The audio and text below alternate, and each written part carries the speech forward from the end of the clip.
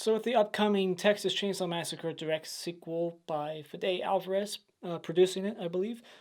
Um, I wish he would be directing it, but he's going to be producing it, and it's going to be a direct sequel. It's coming out to Netflix in about a month or less. And in preparation for that movie, I'm going to watch all the Texas Chainsaw Massacres again, from the first one all the way to the prequel. This is a franchise that, like Halloween, has many timelines, it seems. You got the remake and the prequel, and you got the prequel to this, and you got the direct sequel in 3D, and then the second movie that's the first sequel, but then the third one seems to kind of ignore two, and I think the fourth one is ignoring shit as well. Like they seem to kind of ignore each other, don't they? If memory serves me correct. I haven't seen all these movies that much, but I remember the third one kind of ignoring two, and the fourth one ignoring two and three in a way, because Leatherface, let's face it, he's dead at the end of two. There's no fucking way he survived that. So he's just a ghost in the third and fourth one, or supernatural. How do you explain it? But whatever.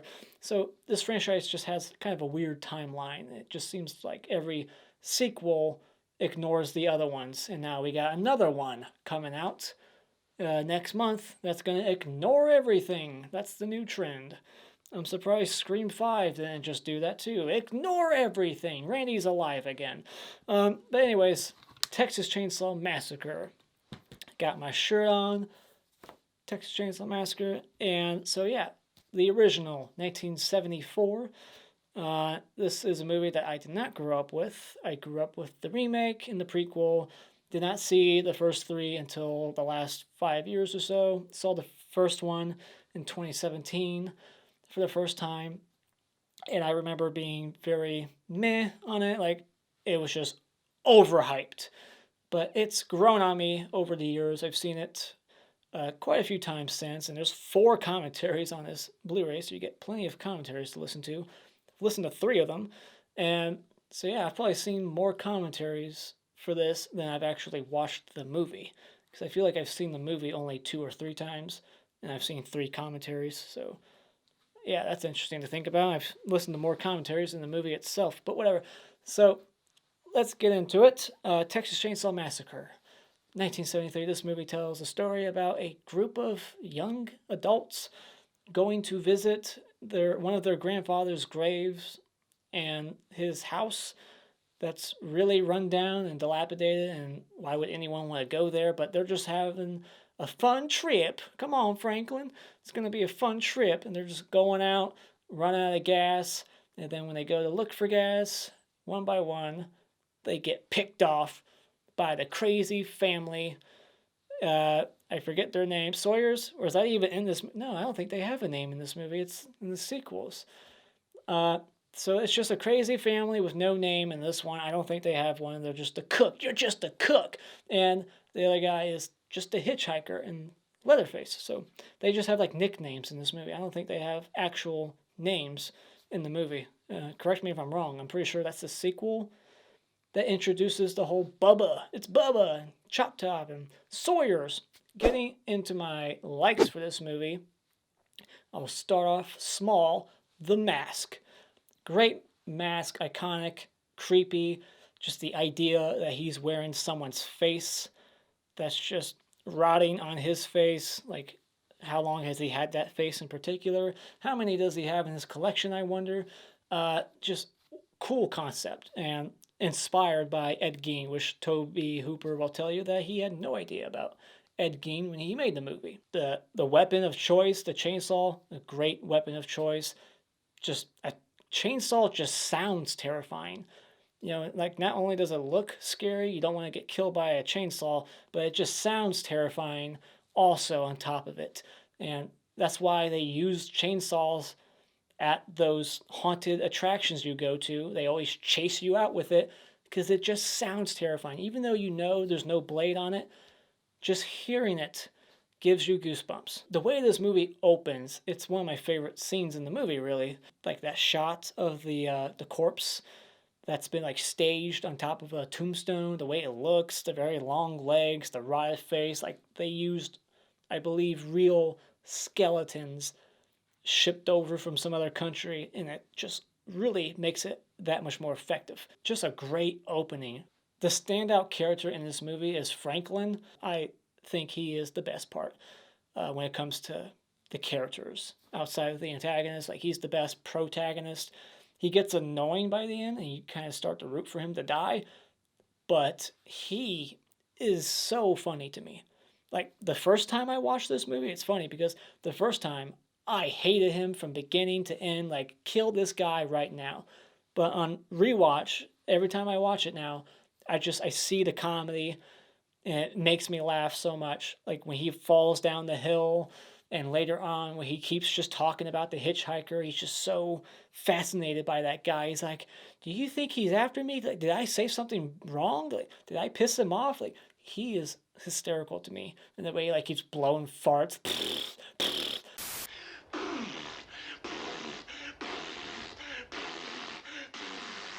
He's good comic relief, and also the antagonist are comic relief as well. I also just really appreciate the grittiness of the movie and how they actually shot it in Texas in the summer. Like, it's actually like over 100 degrees in every scene, and it just looks hot and miserable and sweaty, and it just makes you feel like you're there in like with them, and you feel the heat like coming off of your screen. Like, it just looks hot and miserable the whole time.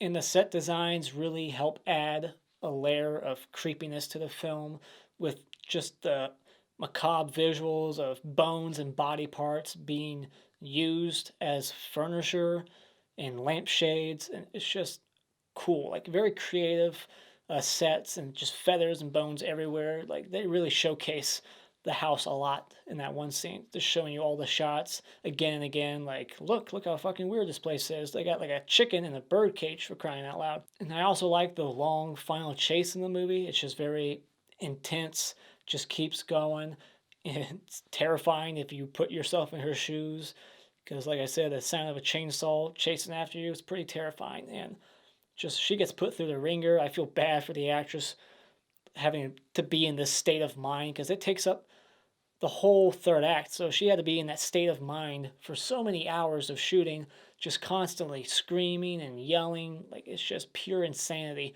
for like 30 minutes straight. And even though the kills aren't very gory in this movie, they're still memorable. Another aspect of the film that I think really helps this movie a great deal is the sound design. There's not much of a score. It's just a lot of noises and just, different sounds, like that iconic sound in the opening when the camera keeps flashing. You hear that one sound that I can't imitate myself, but you know what I'm talking about. They use it again in the remake. And then just the noises you hear throughout, and Leatherface, the way he makes like animal noises and kind of lures people in, kind of like he's inside giggling at one point, and then he's squealing, like trying to like get people to come in, I guess, so he can kill them. But yeah, just the sound design I think is excellent in this film. It really helps the film in a great way. And I love how this movie just ends on a crazy, abrupt note. Like, you get that iconic chainsaw dance, and then it's just like credits. Like, that's a great way to end the movie. It's just like, you don't know what to say. Like, what the fuck did I just watch? As for my dislikes, I just really don't care for, outside of Franklin, the other characters. They're just kind of boring to me. And I think it's just, they're not the best actors, and B, their dialogue. If it's very much just improvised, like they're just talking about astrology and then zebras, and it's just so dull to me. Like, I just thought the dialogue should have been way more interesting, entertaining. Franklin seems to just steal the show every time he's on screen, but the other people by themselves, I'm just like, get on with it. Like, the movie kind of slows down in the beginning for me after that cool opening, when it's just them driving around. I mean, the hitchhiker scene, it's because the hitchhiker's there that scene is interesting. But then when it's just them again, every time it's just them, like when they get to the graveyard, like that scene, it just kind of slows down. Like, I don't care what's happening here. Like, why are they visiting the grave? Like, that doesn't sound like a fun trip. In the remake, they're going to a concert. It makes sense. In this one, I'm like, where are they going? what are they doing? Like, how is this a fun trip? Like, hey guys, let's go visit my dad's grave or grandpa's grave, and then we'll go to his shitty house and talk about zebras and look at Daddy Longlegs. Like, that sounds like a terrible trip. So I don't know what the hell they're doing, but they're just boring characters to me. Not so boring, like it really hurts the film because it's a very quick movie, really. Like, uh, like the hitchhiker thing happens like less than 10 minutes in, so it gets interesting pretty quick. But then there's just like little moments in that first act with just these characters that are just a little slow because I just don't like them that much. They're just kind of boring. And I'm not sure how I feel about the grandpa character. Like, to me, the movie is scary because it's so real. Like, it feels like this could happen.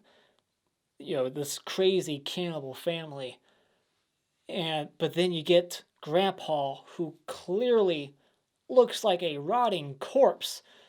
How old is he supposed to be? Like, I think they say in the sequel that he's like 120 something. Like, the guy's dead, but I guess not.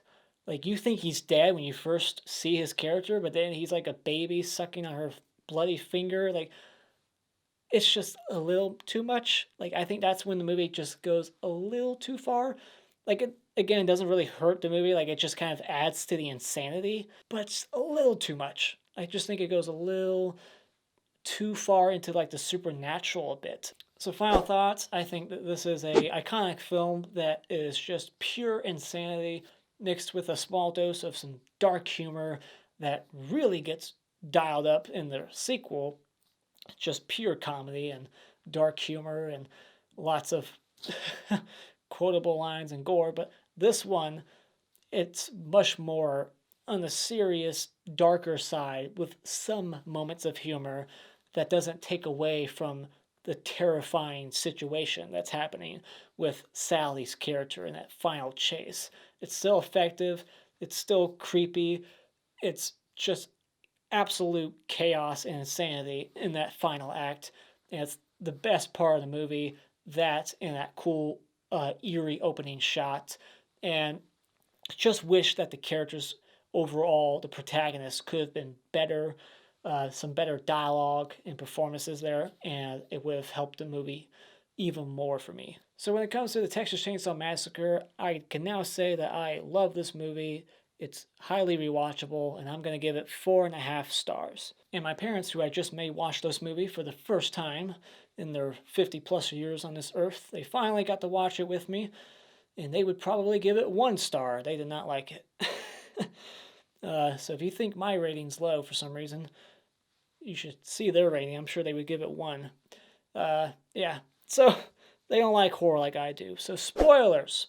We get the opening crawl here. The guy talking about, things to come later on. They couldn't have predicted the macabre and blah, blah, blah. I didn't memorize it, but I heard that the guy got paid with weed, the actor who's reading the opening crawl. And then we get that camera like sound effect, that eerie sound when the cameras are taking pictures of the crime scene. Bing! I don't know how it sounds, but something like that. And then we see the dug up corpses that I guess the hitchhiker, he dug them up. And the movie's credits are over the sun for some reason, I guess to show that this movie is going to be a very hot and sunny movie that takes place during the day for the most part until the third act. And then the armadillo, it was supposed to be like a dead dog, I heard, but last second they couldn't get a dead dog or something, so they got a dead armadillo instead. It was a real dead armadillo they found, and I think that's the smarter choice. It really just shouts Texas. A dead dog is in every state, but Texas, they're known for dead armadillos. So they pick up the hitchhiker, and this is a long scene. And it's a good scene. It's one of the best. And the hitchhiker, he like cuts himself, and you would think you would stop the car at that point. I just love how long this guy keeps driving despite the crazy shit that's happening in the back. Like, he cuts himself, then he like lights a fire, and then he starts to cut Franklin, and finally that's when they let him out. And I like how he's like trying to sell them the photo at first. Like, oh, you can buy it for like $3. That seems like something that those people in New York do. I've been there once. They'll hand you shit and then they'll be like, "Oh, by the way, that cost, $9.99." It's like, why did you? I didn't want this. You handed it to me like it was free, and now you're charging me money. That's what it reminded me of. Like, here, Franklin, take the photo. Oh, by the way, that's $3 if you want it. It's like, well, fucking take it back. I love the moment where after he smears blood all over the van, he just starts going, just waving his arms everywhere. Like, what the fuck is up with this guy?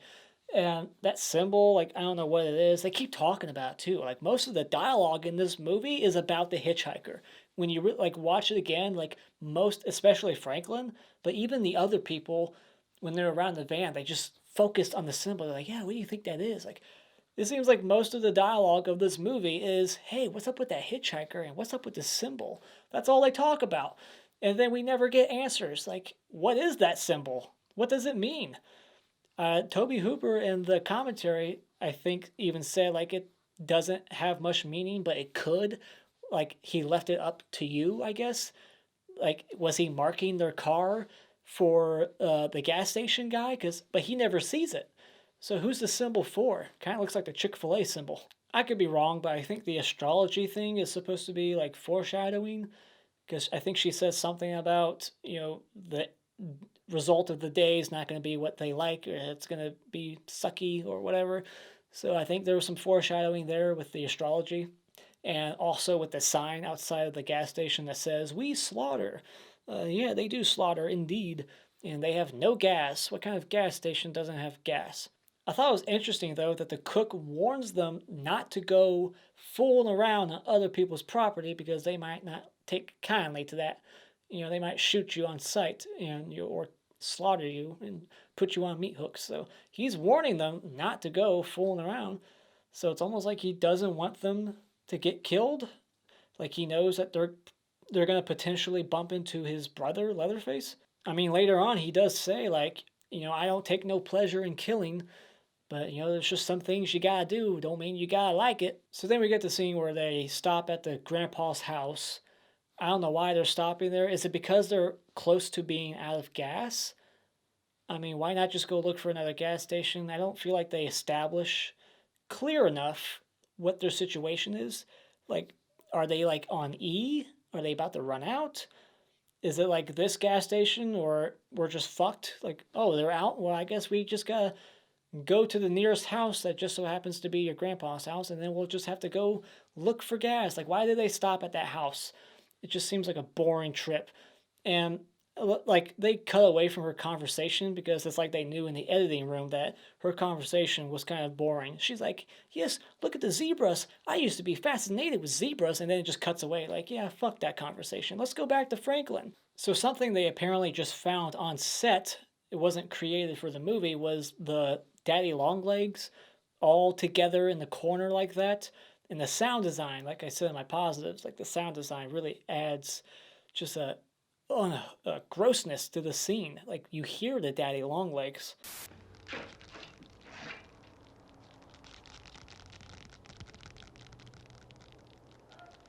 So the first couple, they go out looking for a pool, but they stumble across the Sawyer house. I'm just going to call it that.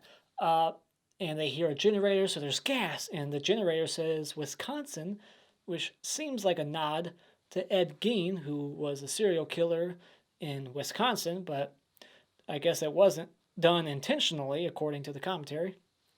But yeah, so they just go in a house one by one throughout the movie. It's funny. It's like when my parents were watching it with me, they kept going like, what the hell is up with these people? They just keep going in the house one by one, uninvited. They don't really know if anyone's home. They're just like, I'm just going to barge on in. It's like, you deserve to get killed. Like, you're asking for it to get shot. Like, you're breaking and entering for what reason? Like, for gas? Like, is it worth potentially losing your life? Like, they just keep going in one after the other. Like, oh, I think I'll just let myself in, and then they get killed. It's like, all right, you kind of asked for it.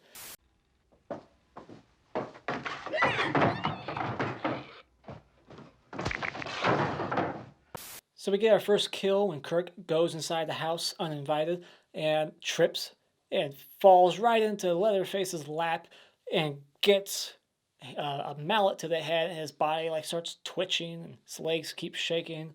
I guess that's what would happen. I'm not sure if it would happen like that exactly. They kind of did that again in Rob Zombie's Halloween with the guy getting hit in the head with a baseball bat. Reminds me of that. But this guy was like really like shaking all over the place because of that blow to the head. And we get that slamming of the door. Reminds me of Saw. Game over. And then we get one of the best shots in the movie. The girl's ass. Just there's a lot of ass shots in the movie. Even earlier at the gas station. Tobe Hooper, man, he just loved putting that camera right up their skirts, like looking up their shorts. So the second girl, Pam, when her boyfriend doesn't come back out of the house right away, she goes running in like, hello, and then she gets meat hooked. And, you know, you don't see it. It's very much implied. And she has to watch her boyfriend, Kirk, get chainsawed right in front of her. And then when the third guy goes there, you would think there'd be blood everywhere. There's a little bit on the wall behind the meat hook, but on the table it's like spotless. So I guess Leatherface kind of cleaned up a bit. And then she like pops out of the freezer like alive, but then she's dead again. She came back for one last scare, like a Scream movie. So yeah, that was an effective scare, and then he gets the mallet kill again, which is kind of lame. Like his kill should have been better. Like I like the scare, the build up, but he got the same exact kill as the first guy, so it just kind of felt repetitive. Something that kind of I think started here maybe, but it became a trope in horror movies where the crazy family or the killer likes to keep all the victims' clothing and cars and shit and like stock it somewhere. Like in this movie, they have like this whole like junkyard of cars that you assume are cars of previous victims. I like the scene where Leatherface, after he kills the third guy, he like starts freaking out. And he's like checking out the windows, looking outside, like, where are these people coming from? They just keep letting themselves inside.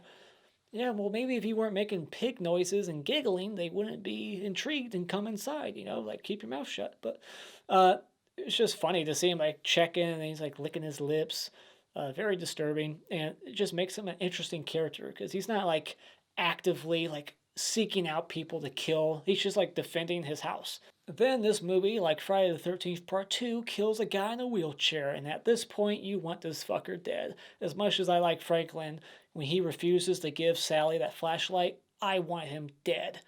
Like, she doesn't want to push your ass up and down a hill and you're going to make her do it. Like, you don't need to join her. Just give her the goddamn flashlight, Franklin. And so when he gets chainsawed, that's like the most blood in the movie. You actually see like blood like shooting out of Franklin in one shot. So if anyone says there's no blood in this movie, like I've heard some people say, there's blood in this movie. There's just not a lot, but there's definitely blood. But yeah, so that was a great kill. A guy in a wheelchair getting chainsawed like numerous times. He just keeps going in and towards his face even. So then this is when the final chase sequence starts before the dinner scene. And she's just running around and bumps into dead grandma and barely dead grandpa and just gordons herself, throws herself out the window like the dog in the final chapter, Friday the 13th. And then just gets back up and starts running pretty easily. Like, I think she would be a lot more wounded, but I guess it's the adrenaline. But it was a really stupid decision to start screaming like that. Like, Leatherface couldn't have known what exactly, which direction she ran off in. Like, but she, like, runs away, she's far away, and then she goes, I'm over here. Like, he didn't know what direction to go from the house. Like, you fucking blew it. So that was annoying. So then she bumps into the cook, and we find out that he's involved. He's related to Leatherface, and he just bags her up and starts smacking a broom over her, like breaks the broom over her head, and just keeps poking her while he's driving her down the street. And it looks like they lit that scene with like a flashlight underneath his face. Low budget filmmaking. And then Hitchhiker's finally making it home, and he has like a bag. I'm guessing there's like human body parts or some shit in there. Like, what's in the bag exactly? And I noticed on this watch that on the dinner table, you can see that dead armadillo. It's the same one, I believe, from the opening shot. It's on the dinner table, and that's what they're going to eat. besides her best friends, is the dead armadillo. And we get this whole crazy dinner scene, and they want to have Grandpa beat her up with the hammer, but he's too old to do it, and they slice her finger open. And supposedly that's real. Like, it was a long shoot, and I guess at some point the actress was like, if you can't get the knife to work, fuck it. Just actually cut me, damn it, and let's get this over with. I love the way Grandpa moves in his chair when he's sucking on her finger. The way he's like squirming around, like he's like a fucking baby, like a baby in the crib, just like moving his arm. It's a funny visual. Yeah, then she ends up jumping out a window again, twice. It's clearly a stunt person the second time. Like, the back shot is like a bad wig. Doesn't look anything like her hair. And at this point in the movie, Leatherface is wearing a girl's face. And I wonder whose face that is. It's not Pam's, is it? She had her face in that freezer, but maybe he took her face. But it's interesting. Just adds another layer to the character. Like, he's got different personalities, and when he's like cleaning up the house and preparing dinner, he puts on the girl face and has a different sounding voice when he does it. He kind of gets more high pitched in his gibberish that he's saying. Like, he doesn't actually say words. It just sounds like gibberish, but they seem to understand him. Because he's like, "Brr, brr, brr, brr, brr, brr." And then the guy's like, well, you're ruining the goddamn door. I love that scene. That joke makes me laugh. Like, he just wants to be mad at Leatherface, but he has nothing. But then he like remembers the door. He's like, oh, well that.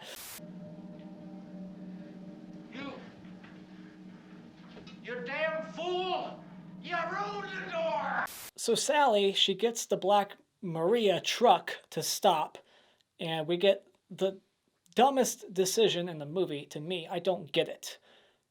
He gets her in the truck. He gets in the truck. The keys are in the ignition. The car's still running.